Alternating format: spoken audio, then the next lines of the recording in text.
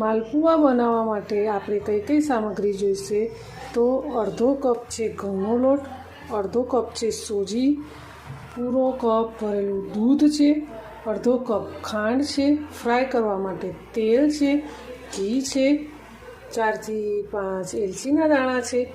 આ મેં વરિયાળીને ફાઈન મિક્સરમાં ચોપ કરી લીધી છે અને સજાવટ માટે થોડા ડ્રાયફ્રૂટ્સ લીધા છે. માં કેળું છે અને વેજીટેબલ્સમાં છે બીટ અને ગાજર. એલચી અને ખાંડને મેં આ રીતે મિક્સરમાં પીસી લીધા છે.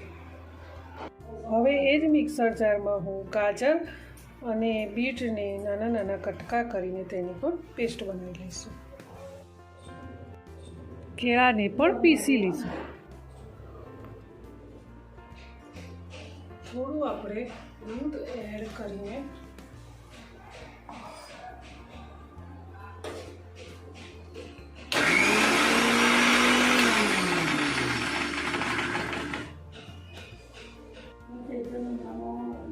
તેમાં આપણે નાખીશું અડધો કપ ઘઉંનો લોટ, અડધો કપ સૂજી, વરિયાળી પાવડર અને ખાંડ અને એલચી વાટીને રાખી હતી તે. હવે તે એમાં મિક્સ કરી જરૂર પૂરતું જ આપણે દૂધ ઉમેરીશું. બીટ અને કેળા, બીટના લીધે કલર એકદમ ફાઇન આવે છે, તમે જોઈ શકો છો. બીટને કારણે કલર એકદમ મસ્ત આવે છે.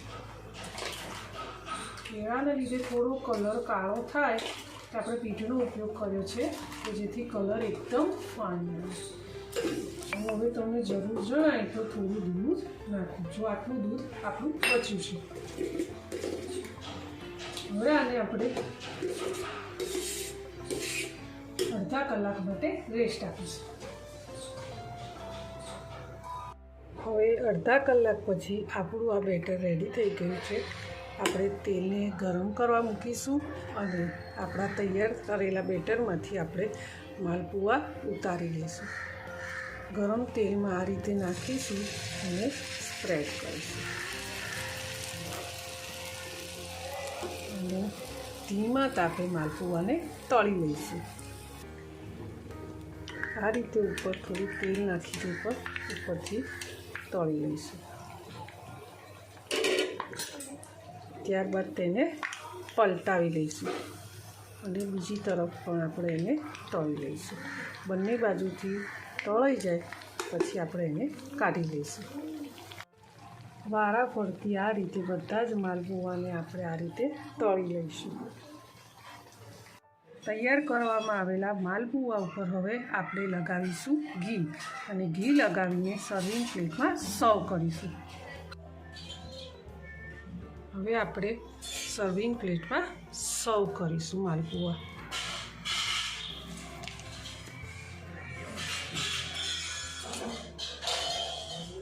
ઘી લગાવવાથી માલપુઆ એકદમ સોફ્ટ જ રહે છે અને તેને પિસ્તાથી ગાર્નિશ કરીશ અને ડ્રાયફ્રૂટ સાથે મેં સર્વ કર્યું છે.